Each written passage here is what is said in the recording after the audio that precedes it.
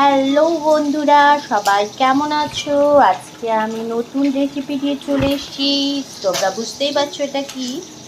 এটা হচ্ছে পাবদা মাছ। তো পাবদা মাছ আমি একটু কড়া কড়া ভেজে নিচ্ছি। তো প্রথমে তোমাদেরকে দেখানো হয়নি যে আমি প্রথমে হলুদ এবং একটু সর্ষের তেল নুন দিয়ে মাখিয়ে রেখেছিলাম এবং তারপরে আমি এগুলোকে ফ্রাই করে নিচ্ছি।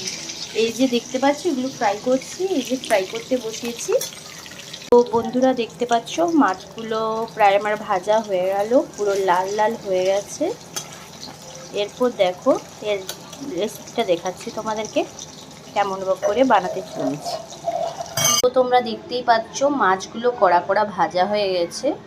তো এর এক্সট্রা তেলটা একটু বের করে এরপর বাকি রান্নাটা শুরু করছি। এখানে একটা কাঁচা লঙ্কা এবং আমি পোস্ত, সাদা সর্ষ এবং কালো সর্ষে ভিজিয়ে রেখেছিলাম।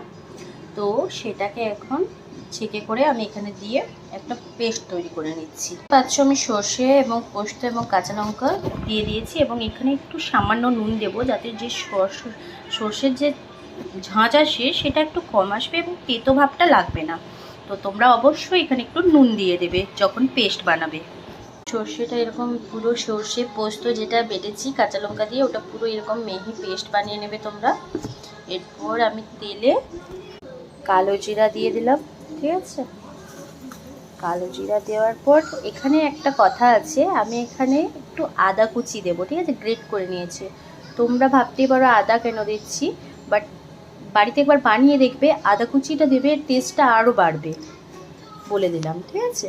তো আমি এখানে যে গ্রেট করে আদা রেখেছি সেটা এখানে দিয়ে দিচ্ছি, ঠিক আছে। করে রাখা আদাটা দিয়ে দিলাম, হালকা একটু নেড়ে নিচ্ছি। এরপর আমি এখানে হলুদ গুঁড়ো আর একটু কাশ্মীরি লঙ্কার গুঁড়ো রং হওয়ার জন্য দিয়ে দিচ্ছি। একটু হলুদ গুঁড়ো, একটু কাশ্মীরি লঙ্কার গুঁড়ো দিয়ে এগুলো ভালো করে নেড়ে নিচ্ছি। এরপর আমি পরিমাণ মতো নুন দিয়ে দেব। সর্ষেটা দিয়ে দিচ্ছি, সর্ষেটা দিয়েছি। এরপর সর্ষেটা ভালো করে নেড়ে একটু হালকা করে এরপর আমি জল দিয়ে দেব। জলটা ফুটলেই মাছগুলো ছেড়ে দেব। আমি জল দিয়ে দিয়েছি। এরপর এটা ভালো করে একটু ফুটিয়ে গেলে আমি এখানে মাছগুলো ছেড়ে দেব।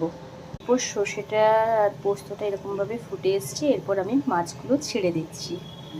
আমাদের সর্ষে পাবদা রেডি হয়ে গেল। বানিয়ে দেখতে পারো বাড়িতে, খুব সুন্দর লাগে খেতে। এরপর আমি এটা গ্যাসটা অফ করে দেবো। তোমরা চাইলে দুটো কাঁচা লঙ্কা এবং একটু ধনেপাতা দিয়ে সাজাতে পারো, ভালো লাগে। তো আমি ধনেপাতা তো আমরা খাই না আর কাঁচা লঙ্কা দিই না, আমার মেয়ে খাবে বলে। তো আমার রান্না প্রায় একদম রেডি হয়ে গেছে। আর বাই বাই, আবার দেখা হচ্ছে।